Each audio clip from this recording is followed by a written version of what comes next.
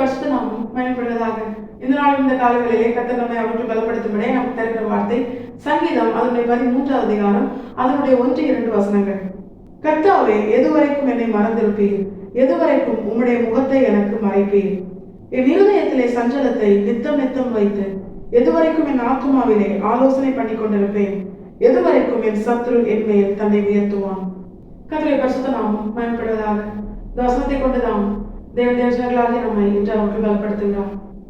இந்த வசனம் தேவர்களாக நம்முடைய வாழ்க்கையில நாம் அறிந்து கொள்ள வேண்டும் என்று கர்த்தர் காண்பித்து தருகிற ஒரு பிரதானமான காரியம். இதை அறிந்து கொண்டோமே ஆனால் நம்முடைய இருதயம் இன்னும் கர்த்தருக்குள் பலப்படும். தேவன் நல்லவர். தம்முடையவர்களை அவர் தீமைக்காக, அவர்கள் வழி விலகி போகும்படியாக, அவர்கள் கெட்டு போகும்படியாக எந்த ஒரு பாதையிலும் நடத்த மாட்டார். அவர் அறியாமல், அவர் அனுமதிக்காமல் எந்த ஒரு காரியமும் தேவ பிள்ளையின் வாழ்க்கையில் வராது. தேவ பிள்ளையின் வாழ்க்கையில் எதை செய்தாலும் அது நன்மைக்காகவே. அப்படிப்பட்ட ஒரு காரியத்தை உணர்த்தும்படியாகத்தான் தேவன் இன்று இந்த வசனங்களை கொண்டு நம்மோடு கூட பேசுகிறார். இந்த வசனத்தை தேவனுடைய இருதயத்திற்கு ஏற்ற தேவனுடைய தாசனாகிய தாவீது கர்த்தரை நோக்கி தன்னுடைய சங்கீதத்திலே அவர் பாடும் பொழுது அவர் கேட்கிற காரியம், ஆண்டவரே, எதுவரைக்கும் என்னை மறந்திருப்பீர்? எதுவரைக்கும் உம்முடைய முகத்தை எனக்கு மறைப்பீர்? என் இருதயத்திலே சஞ்சலத்தை நித்தம் நித்தம் வைத்து எதுவரைக்கும் நான் ஆலோசனை பண்ணி கொண்டிருப்பேன்? எதுவரைக்கும் என் சத்துரு என் மேல் தன்னை உயர்த்துவான்? இதுல 4 காரியம் தாவீது தேவனை நோக்கி கேட்கிறார். ஆனா அந்த 4 காரியத்திலே காமனா தாவீது பயன்படுத்துகிற ஒரு வார்த்தை தான் எதுவரைக்கும். இப்ப எதுவரைக்கும் அப்படிங்கிற ஒரு வார்த்தையை தாவீது திரும்ப திரும்ப பயன்படுத்துறாருன்னா தாவீதுக்கு ஒரு நிச்சயம் இருக்கு. அதுதான் தாவீது தேவனை நோக்கி சொன்ன இந்த 4 காரியமும் தாவீதின் வாழ்க்கையில நிரந்தரம் அல்ல. அதற்கு ஒரு குறிப்பிட்ட காலம் தேவன் நியமித்திருக்கிறார். தேவன் அறியாமல், தேவன் அனுமதிக்காமல் தேவ பிள்ளையின் வாழ்க்கையில எதுவுமே வராது. அப்படி இருக்கும்போது தாவீது யோசிக்கிறாரு, ஆண்டவரே, என்னுடைய வாழ்க்கையில நீர் என்னை மறந்தது போன்ற ஒரு நிலையில் நான் இருக்கிறேன். நீர் உம்முடைய முகத்தை எனக்கு மறைத்தது போன்ற ஒரு நிலையில் நான் இருக்கிறேன். என்னுடைய இருதயத்தில சஞ்சலத்தை வைத்து நித்தம் நித்தம் வைத்து நான் ஆலோசனை பண்ணி கொண்டிருக்கிற ஒரு நிலையில் நான் இருக்கிறேன். என் சத்ரு என் மேல் தன்னை உயர்த்துகிற அப்படிப்பட்ட ஒரு நிலையில் நான் இருக்கிறேன். ஆனா இந்த நிலையில் நான் இருந்தாலும் இது எனக்கு நிரந்தரம் அல்ல அப்படிங்கிற ஒரு நிச்சயம் தாவீதுக்கு இருக்கு. அதனால்தான் தாவீது தேவனை நோக்கி கேட்கிறார், எதுவரைக்கும் ஆண்டவரே? இது எதுவரைக்கும் இப்படி நடக்கும்? ஏன்னா தேவன் தான் காலத்தையும் சமயத்தையும் ஏற்படுத்துகிறவர். மாலையிலே அழுகை தங்கும், காலையிலே களிப்புண்டாகும். இப்போ தேவன் எல்லாவற்றுக்கும் ஒரு காலத்தை நியமித்திருக்கிறார்.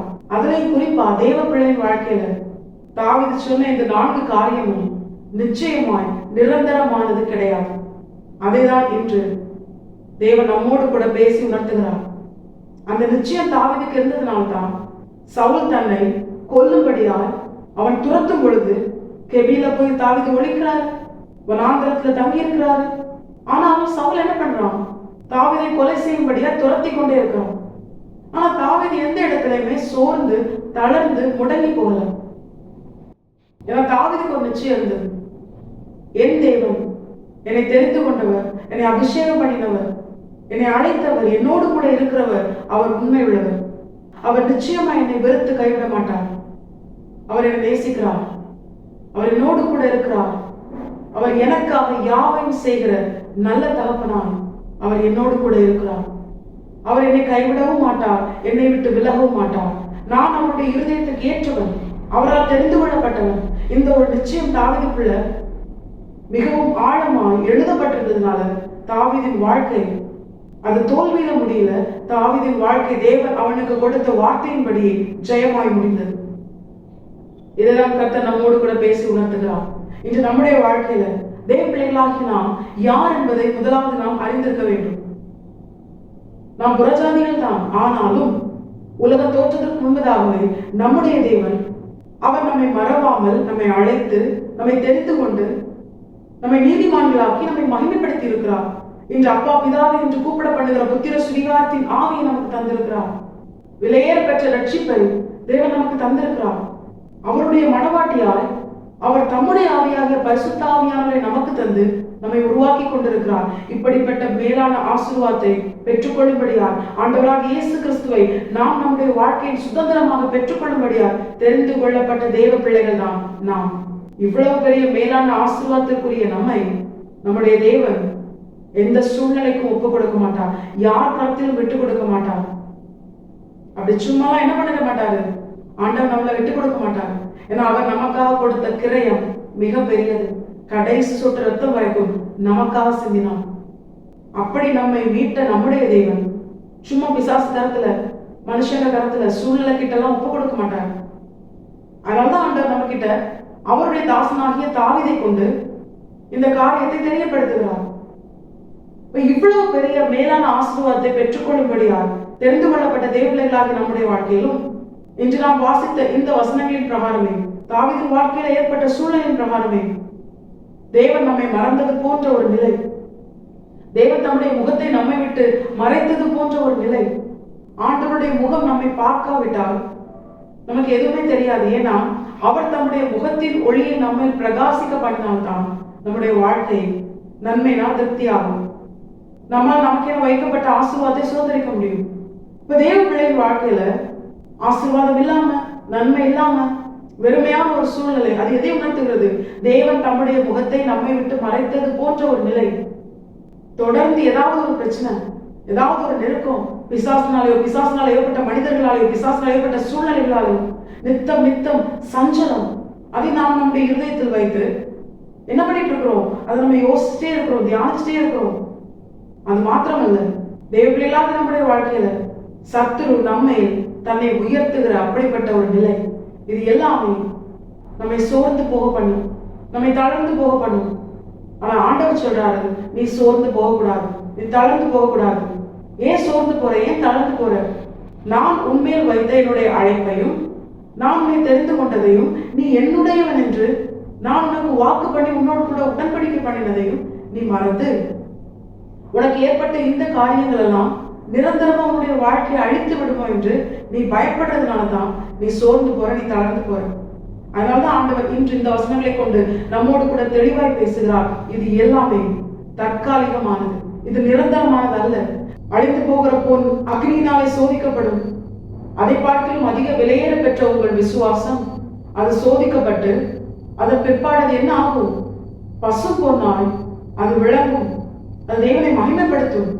இந்த சோதனை, இந்த பிரச்சனை, இந்த சஞ்சலம், சத்துரு நம்மேல் தன்னை உயர்த்துகிற அப்படிப்பட்ட ஒரு நிலை எல்லாமே ஒரு குறிப்பிட்ட காலம் தான்.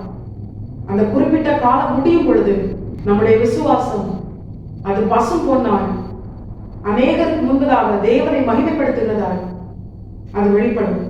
விசுவாசம் தேவனை கனம் பண்ணும், தேவன் விசுவாசத்தை கனம் பண்ணுவார். தேவனை கனம் பண்ணுகிற, தேவனால் கனப்படுத்தப்படுகிற விசுவாசத்தை உடைய, பசும் பொன்னை போன்ற விசுவாசத்தை உடைய தேவ பிள்ளைகளால் நாம் நம்முடைய வாழ்க்கையை மாற வேண்டும் என்று நாம் இந்த சோதனையின் காலம், இந்த புடமிடப்படுகிற காலம், இது நிரந்தரமானது அல்ல. இதை ஒரு தேவ பிள்ளை இதனுடைய இருதயத்தில் ஆழமாக பதித்து வைத்திருந்தால், எவ்வளவு பிரச்சனை வந்தாலும், எவ்வளவு சோதனை வந்தாலும், எவ்வளவு வெறுமை வந்தாலும், எவ்வளவுதான் சஞ்சலமும் சத்ரு தன்னை நம்மை உயர்த்துகிறது போன்ற ஒரு நிலைமை வந்தாலும் நம்ம சோர்ந்து போகவே மாட்டோம். ஏன்னா நமக்கு தெரியும் இது கொஞ்ச நாள்ல முடிஞ்சு போயிடும், அதுக்கப்புறம் அது இருக்காது. அதனாலதான் தாவீது மறுபடியும் ஆண்டவரை பார்த்து கேட்கிறாரு, ஆண்டவரே இது எது வரைக்கும்? இதற்கான நீர் நியமித்த அந்த குறித்த காலம், அந்த கொஞ்ச காலம், அதை எனக்கும் தெரியப்படுத்துங்க அப்படின்னு தாவீது கேட்கிறாரு. இது எது வரைக்கும் ஆண்டவரே? ஏன்னா எல்லாவற்றுக்கான பதிலும் கர்த்தரிடத்தில் தான் இருக்கு. தேவர்களாகி நாமும் தேவனை நோக்கி ஆண்டவரே இது எது வரைக்கும் அப்படின்னு கேட்கறதுனால ஒரு தப்பு இல்லை. ஏன்னா அந்த காலத்தை அறிந்து அது வரைக்கும் நம்ம என்ன பண்ணலாம்? அதை சகித்து கர்த்தருடைய பலத்தோடு அதை மேற்கொள்ள அது நமக்கு உதவியாகும். கர்த்தருக்கு சித்தம் இருந்தா அதை நமக்கு கர்த்தர் தெரியப்படுத்துவார். அப்படி ஆண்டவர் அது எது வரைக்கும் சொல்லாம இருந்தாலும் நம்முடைய தேவன் அவர் நல்ல தகப்பன். நம்முடைய வாழ்க்கையில் அவர் அனுமதிக்கிற பாடுகளும் சோதனைகளும் அது நிரந்தரமானது அல்ல, அது கொஞ்ச காலம்தான். தேவர்களாகி நாம் முன்னேறி செல்ல கர்த்தர் நமக்கு நியமித்த பாதையிலே பொறுமையோடு ஓட நாம் நம்மை முழுமையாக கர்த்தரை பார்த்து அர்ப்பணிப்போம். கர்த்தர் நல்லவர். நம்முடைய வாழ்க்கையில சர்வ வல்லமையுள்ள தேவன் மகிமைப்படுவது அதிக நிச்சயம். கர்த்தர் வசனத்தை கேட்டு நாம் அனைவரையும் ஆசீர்வாதத்தை வழிநடத்துவாராக. கர்த்தரை பரிசுத்த நாம் மட்டுமே மகிமைப்படுவதாக. மாரநாதா இயேசு வருகிறார், ஆயத்தமாகவும் பிறை ஆயத்தப்படுத்துவோம். ஆமென். என்பலன் ஒன்றுமில்லை என்று நான் அறிவேன், அவர் பலனின்றும் குறையவில்லை.